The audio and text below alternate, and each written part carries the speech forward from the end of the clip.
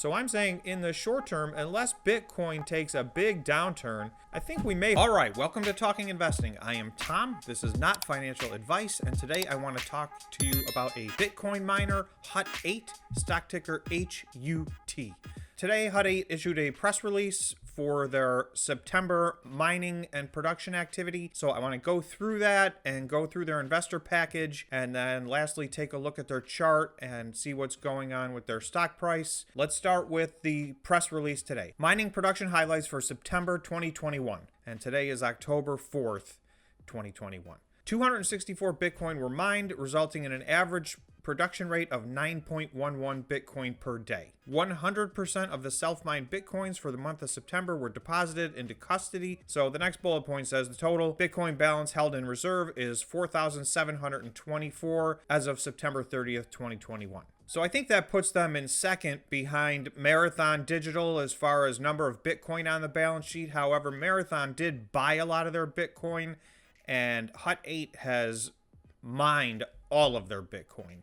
So I think they're the number one company in Bitcoin held that they mined. That's been their strategy. It's very successful for them. They call themselves a balance sheet first company. All right, their update goes on to say, mining equipment deployment update for September 2021. Received and installed 600 servers, resulting in a daily earnings of 7.1 ETH, equivalent to 0.5 Bitcoin per day, totaling 25,000 Canadian dollars per day. Deployment of NVIDIA CMP GPUs has progressed over the past 30 days, and approximately 25% of our total server fleet is deployed and earning.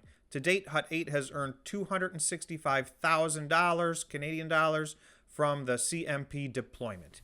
I believe there are 10,000 of these, and these are mining Ethereum. So they have added, in addition to their Bitcoin mining, they're mining Ethereum. I believe they're taking payment, even though they're mining Ethereum, I believe they're taking payment in Bitcoin. So all of their digital assets on their balance sheet, I believe, get converted to Bitcoin. But this represents a strategy of diversifying their income streams by adding the mining of Ethereum. So everybody has different feelings on Bitcoin versus Ethereum versus a lot of the other coins. But in my opinion, it's always good to diversify. So I think that's a sound strategy by management. Okay, they later go on to say that Hut8's full CMP deployment has been hampered by the supply chain constraints and manufacturing shortages many industries are experiencing globally. That's from their chief technology officer. So this is probably a common theme that you guys have heard throughout all of your investments. It's affecting the Bitcoin miners. It's affecting all the EV companies.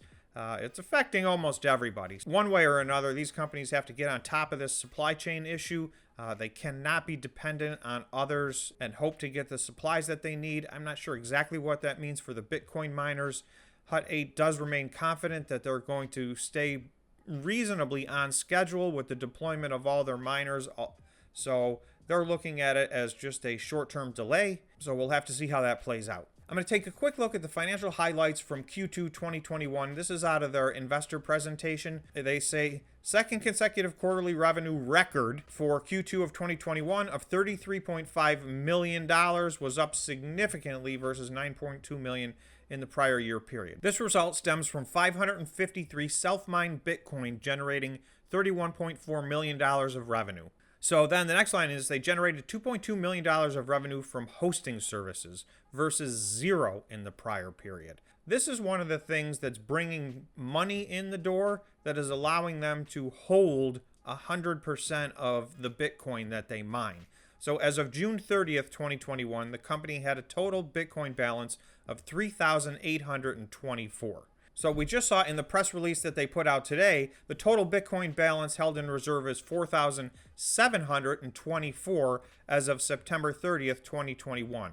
So that means they added exactly 900 Bitcoin to their reserve in the third quarter. So we saw that they mined 553 Bitcoin in the second quarter. So that went up to 900 Bitcoin in the third quarter. That's a dramatic increase over the second quarter. A lot of that had to do with a decrease in the difficulty level. In the month of September, they mined 264 Bitcoin. That was less than they mined in the month of August. In the month of August, they mined 326 Bitcoin. In the month of July, they mined 300 Bitcoin. And so based on the increase in difficulty level, they have mined less Bitcoin. Now, they are not alone. So far, everybody that has announced numbers, their September production is less than their August production. So this is pretty consistent throughout the industry. It does vary from company to company, anywhere from maybe 15 to 25% reduction. Most of these companies suffered the same two problems. So this is also from their investor package. On the left side, you'll see their power capacity. They're currently saying it's at 109. They're estimating by the end of this year, it'll be at 144 megawatts. By the end of next year, it will be at 209 megawatts. 109, I think they say, is actively the largest out of all the publicly traded Bitcoin mining companies in North America. So more importantly, this power is all to generate hash rate. So on the right side over here, in 2018, they had 784 petahash per second. In 2019, that increased slightly to 952. In 2020, that increased slightly to 1,073, so over 1 exahash. They are estimating by the end of this year, they're going to be at 2.7 exahash. Now, they are not there yet. They need to add a significant amount of equipment in the fourth quarter to achieve this goal. So we're going to have to keep our eye on that. If they do this, then they will certainly be outpacing the rate at which the difficulty level is increasing. So I would expect production to go up in the fourth quarter, provided they don't run into massive supply chain issues. This lighter blue line right here only exists in 2021. This is their Ethereum mining. So like we talked about, that's been added to the mix. So they have added server hosting, which generated about $2 million of revenue. They've added a significant amount of Ethereum mining. So let's just take a quick look at their chart. Okay, this is Hut 8's chart over the last, basically, this is the month of September. So they had some stuff going on in the month of September. They raised $173 million. So you'll see from this period to this period, they did have a decrease in their stock price. And that was as a function of a couple of different things. The main thing was raising $173 million, which typically tends to have a short-term downward pressure on price. I'd like to reiterate, as I try to do in every one of these mining companies, for Bitcoin mining companies, as long as they're doing these at or around the market price, raising money is crucial for them because they need to add machines to mine more Bitcoin. So the money that they raise at the market is extremely efficient money, and it pays itself back multiple times over in a short period of time by adding hash rate. This all assumes that you're bullish on Bitcoin and that you expect Bitcoin to at least sustain somewhere between its $40,000 and $50,000 trading range right now. I think most people watching this video probably expect this bull run is not yet over and will probably reach numbers much higher than that, but I don't have a crystal ball, so I don't know where Bitcoin is going. I do know this: it doesn't need to go to 100,000 or 200,000 for these guys to be profitable. They're already very profitable at Bitcoin 40,000. So I have a pretty high confidence level that Bitcoin will at least maintain over the long term this $40,000 level.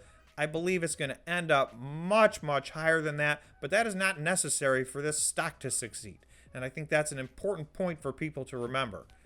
Bitcoin is already at a price that works. These guys are already over the 80% profit in gross mining. So each one of these candles represents 4 hours. I just want to add one line to this chart, and then I'll give you my price projections and we'll wrap it up.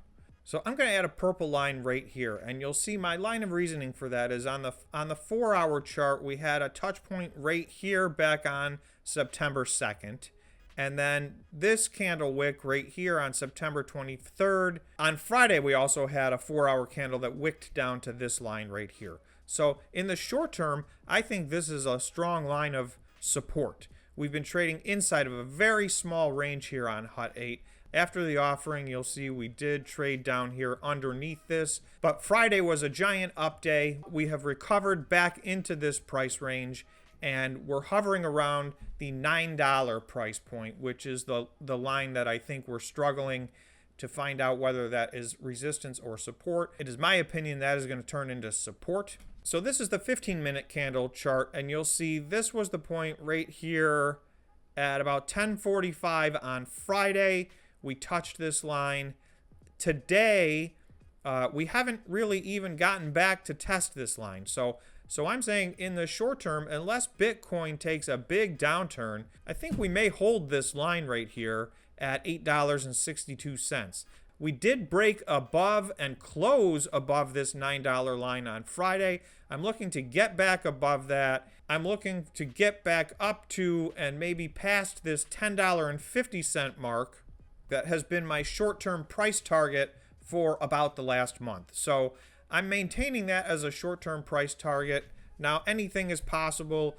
Bitcoin could trade down between 48 and 44,000, in which case maybe we go down and retest some of these before we head back up. But I do think we're headed back up to the $10.50 line. That has been my price target for some time. That's a short-term price target, 2 to 4 weeks.